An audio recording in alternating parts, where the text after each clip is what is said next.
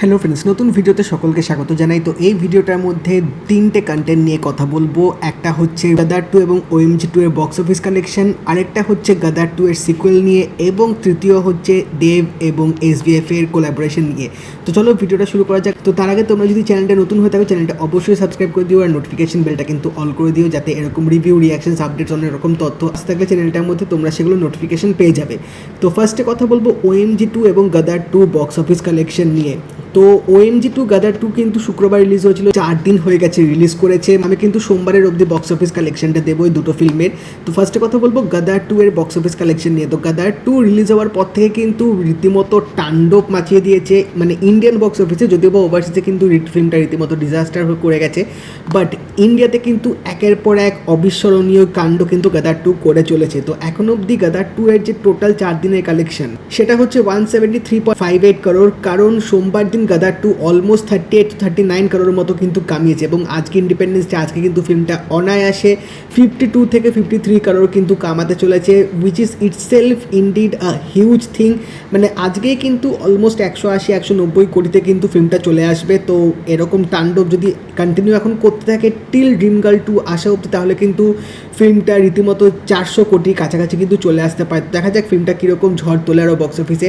Next কথা বলবো হচ্ছে অক্ষয় কুমারের OMG 2 নিয়ে। তো OMG 2 কিন্তু কম স্ক্রিনে রিলিজ হয়েছিল, এবং ফিল্মটা কিন্তু A সার্টিফিকেট ছিল, এবং এখানে কিন্তু একটা সেক্স এডুকেশন নিয়ে কিন্তু ফিল্মটার মধ্যে করা হয়েছে। বাট তা সত্ত্বেও ওয়ার্ড অফ মাউথ এত ভালো ফিল্মটার, যার জন্য কিন্তু যত দিন যাচ্ছে ফিল্মটা কালেকশন কিন্তু বেড়েই চলেছে, তার সাথেও ফিল্মটার স্ক্রিনও কিন্তু বেড়ে চলেছে। তো 4 দিনের টোটাল এখন অব্দি কালেকশন হচ্ছে 55 করোড়ের মতো, কারণ এই ফিল্মটা সোমবার দিন 12.06 করোড়ের মতো কামিয়েছে, এবং আজকের হিসাব যদি মোটামুটি ধরা হয় 15-20 করোড় হয়তো ফিল্মটা কামাতে পারে। তো এই ফিল্মটাও কিন্তু ভালোর দিকেই এগোচ্ছে, যদিও বা ফিল্মটার বাজেট কিন্তু অনেক, প্রায় 100-120 কোটির বেশি হবে।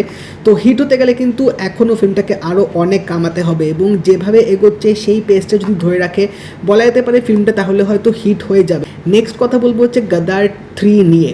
তো গাদার 2 তো আসার পর কীরকম ঝড় তুলছে তোমরা অলরেডি জানো, এবং ফিল্মটা যদি তোমরা দেখে থাকো তাহলে ফিল্মের শেষের দিকে তোমরা কিন্তু দেখতে পাবে একটা জিনিস লেখা ছিল টু বি কন্টিনিউড। তো সেখান থেকে কিন্তু অনেক রকম মানে কথা উঠে আসছে যে গাদার 3 কি হতে চলেছে। এবার কিছু কিছু আর্টিকেল থেকে যা বোঝা যাচ্ছে গাদার 3 কিন্তু আসতে পারে। তো গাদার 2 এর যে গল্পটা ছিল সেটা 1970 এরকম সময় দেখানো হয়েছে, বাট এবার গাদার 3-তে যে গল্পটা দেখাতে পারে সেটা হচ্ছে বাপ, ছেলে এবং তার দাদু। মানে এখানে দাদুর ক্যারেক্টারে সানি দেওল প্লে করবে, তার ছেলে তো ছেলে ক্যারেক্টারটা আছে, এবং তার নাতি যে আসবে তারও এখানে আমরা একটা গল্প দেখতে পাবো। তো 3টে জেনারেশনের কাহিনী শোনা যাচ্ছে গাদার 3-তে আমরা দেখতে পেতে চলেছি, এবং এখানে সানি দেওলের যে চার্জেসটা সেটাও কিন্তু ডাবল করে দিচ্ছে জি স্টুডিওস থেকে, কারণ গাদার 2 এর এত বড় সাকসেস এবং সানি দেওলের যে এখনও অবধি এরকম ফ্যান ফলোয়িং, সেটার জন্যে কিন্তু তার ফিসটা বাড়ানো হচ্ছে। এবং এটাও শোনা যাচ্ছে যে গাদার 3-তে নাকি আরও লিস্টেড একটা অ্যাক্ট্রেসদের হয়তো ইনক্লুড করা হতে পারে। আমি আগেই বলেছিলাম যে এই ফিল্মটা যদি হিট হয়, মানে গাদার 2 যদি হিট হয়, কিন্তু একটা ফ্র্যাঞ্চাইজি হিসেবে পরিণত হবে, এবং কিন্তু সেটাই হতে চলেছে। গাদার 3 এর গল্প খুব সম্ভবত এখনও হয়তো স্ক্রিপ্টিং সেসব কিছু শুরু হয়নি, যে স্টোরিটা হয়তো এখন ইনিশিয়াল স্টেজে আছে, বাট মোস্ট প্রবাবলি এই ফিল্মটা হয়তো আসতে অত লেট করবে না, কারণ গাদার 1 এবং গাদার 2 এর মধ্যে হিউজ একটা গ্যাপ ছিল, অলমোস্ট 20 বছরের বেশি, বাট সেই ভুলটা হয়তো এবার করবে না। যদি সব কিছু টাইম মতো হয়ে যায় তাহলে খুব সম্ভবত 2 থেকে 3 বছরের মধ্যে হয়তো গাদার 3 চলে আসতে পারে। ওখানেও কিন্তু সানি দেওলের একটা ইম্পর্টেন্ট ক্যারেক্টার থাকতে চলেছে, এবং ফিল্মটা যা এখন অবধি শোনা যাচ্ছে যে মানে গাদার 2 এর থেকে বিগ স্কেলে ফিল্মটাকে নিয়ে যেতে চলেছে, এবং দর্শকদের যে একটা মানে হতাশার ব্যাপার ছিল গাদার 2-তে, যে আমরা হ্যান্ড পাম্পিং সিনটা দেখতে পাইনি, তো মেকার্সরা বলছে যে গাদার 3-তে নাকি আমরা এবার হ্যান্ড পাম্পিং ওই সিনটা নাকি আমরা দেখতে পাবো। সেই হতাশাটা হয়তো পূরণ হতে চলেছে গাদার 3-তে। তো দেখা যাক, এই ফিল্মটা আরও আপডেট আসলে অবশ্যই তোমাদের সাথে শেয়ার করবো। এবার নেক্সট কথা বলবো হচ্ছে দেব এবং SBF এর কোলাবোরেশন। তো দেব এবং SBF এর যে কোলাবোরেশন হচ্ছে সেটা তোমরা রঘু ডাকাতের সময় থেকেই হয়তো জেনে গেছো, কারণ ওই ফিল্মটাও কিন্তু দেব এবং SBF প্রডিউস করতে চলেছে। বাট এখন অবধি শোনা যাচ্ছে যে এই রঘু ডাকাতের সাথেও কিন্তু আরও 2টো ফিল্ম নাকি আসতে চলেছে আন্ডার দেব এন্টারটেইনমেন্ট ভেঞ্চার্স এবং SBF, এবং তার মধ্যে একটা হচ্ছে দেব এবং রাজ চক্রবর্তী যে মুভিটা আসবে, কারণ এতদিনে খবরটা অলমোস্ট সর্ট অফ কনফার্ম হয়ে গেছে যে দেব এবং রাজ চক্রবর্তী তারা একসাথে একটা মুভি করছে, এবং এই ফিল্মটাও কিন্তু 2টো কোম্পানি কো প্রডিউস করবে। তো এই ফিল্মটার মানে কীরকম জনার হতে চলেছে সেটা এখন দেখার ব্যাপার। অ্যাকশন ধর্মীয় হবে না রোম্যান্টিক ধর্মীয় হবে সেটা এখনও অবধি আমি এরকম কোনো আপডেট পাইনি, সেজন্য আমি ঠিক কনফার্ম করতে পারছি না। বাট যে কোনো জনারেরই হোক, যদি অ্যাকশন ধর্মীয় হয় তাহলেও কিন্তু রাজ চক্রবর্তী বেশ পারদর্শী। বাট যদি এবার লাভ স্টোরি টাইপের হয়, মানে যেরকম রাজ চক্রবর্তী ফিল্ম থেকে অভ্যস্ত, যেরকম প্রেম আমার বলা যেতে পারে বা এখানে বলা যেতে পারে বোঝে না সে বোঝে না, মানে তার যে ওই লাভ স্টোরির জনারটা কিন্তু তিনি বেশ ভালোভাবে ফুটিয়ে তুলতে পারে। তো সেই জনারটাও যদি হয় দেবের সাথে, তাহলে কিন্তু রীতিমতো জমে যাবে, জাস্ট জমে যাবে। কারণ রাজ চক্রবর্তী দেবের যে কম্বোটা সেটা বক্স অফিসে আগে কীরকম ধামাল মাচিয়েছে সেটা তোমরা ভালো করে জানো। সেই কম্বো যদি আবার ফিরে আসে তাহলে কিন্তু তাণ্ডব রচিয়ে দেবে রীতিমতো। এবং আরেকটাও যে ফিল্ম আসতে চলেছে দেব এবং SBF এর আন্ডারে, সেটা শোনা যাচ্ছে একটা অ্যাকশন মশালা মুভি হতে চলেছে, যেটা একটা থ্রিলার প্লটও থাকবে অবশ্যই।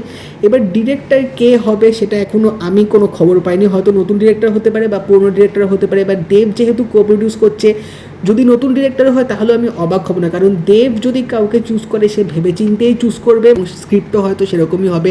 যেহেতু অ্যাকশন মশালা ধর্মীয় স্ক্রিপ্ট হতে চলেছে, তো সেটা কিন্তু বাজেটও মানে বেশ ভালো রকম হতে চলেছে। এবং ফিল্মটা যদি বেশ টান স্ক্রিপ্ট টাইপের হয় তাহলে দেবকে এত বছর পর এরকম রোলে দেখে কিন্তু অডিয়েন্সরা রীতিমতো পাগলে যাবে। এবং এই তিনটে ফিল্মে যে দুটো বড় বড় প্রোডাকশন হাউস যে কোলাবোরেট করছে, এটা কিন্তু ইটসেলফ অনেক বড় একটা ব্যাপার। কারণ একটা প্রডিউসারের আন্ডারে একটা ফিল্মের বাজেট বা সব কিছু যেরকম হয়, দুটো ভালো প্রডিউসার বা দুটো বড় প্রডিউসার যদি জয়েন্ট কোলাবোরেট করে একটা ফিল্ম বানায়, সেটার মেকিং থেকে শুরু করে সেটার মানে গল্পের ধরন সব কিছু কিন্তু বেশ আরও ভালো পর্যায়ে চলে যায়। তো সেখানে কিন্তু মানে বাজেটের আপোষটা অতটাও হয়তো থাকে না। তো এবার দেখা যাক এই তিনটে ফিল্মে কীরকম আপডেট আসতে চলেছে। রঘু ডাকাতের এখন অবধি যা খবর পাওয়া যাচ্ছে, এই ফিল্মটার এখন অবধি স্ক্রিপ্টিংয়ের কাজ চলছে, কারণ এখন অবধি গল্প সেরকমভাবে লকড হয়নি। কিছু কিছু জায়গায় গল্পে হয়তো মানে সেই এক্স্যাক্ট ব্যাপারটা হয়তো দেব পাচ্ছে না বা পছন্দ হয়তো হচ্ছে না স্ক্রিপ্ট নিয়ে, যার জন্য হয়তো এখন অবধি স্ক্রিপ্টের ওপর কাজ করা হচ্ছে। বাট হ্যাঁ, এই ফিল্মটা আমি চাই অবশ্যই আসুক, এটা আসা দরকার। কারণ এরকম একটা ক্যারেক্টার এবং পোস্টারটা যে লেভেলের করা হয়েছিল, এবং এই ফিল্মটা যদি শেলফড হয়ে যায় সিরিয়াসলি আমি খুবই মানে হতাশ হবো। কারণ দেবের যে একটা মুভি ছিল কমান্ডো, সেটাও শেলফড হয়ে গেছে, ওটা তো আসার আর কোনো সিন নেই।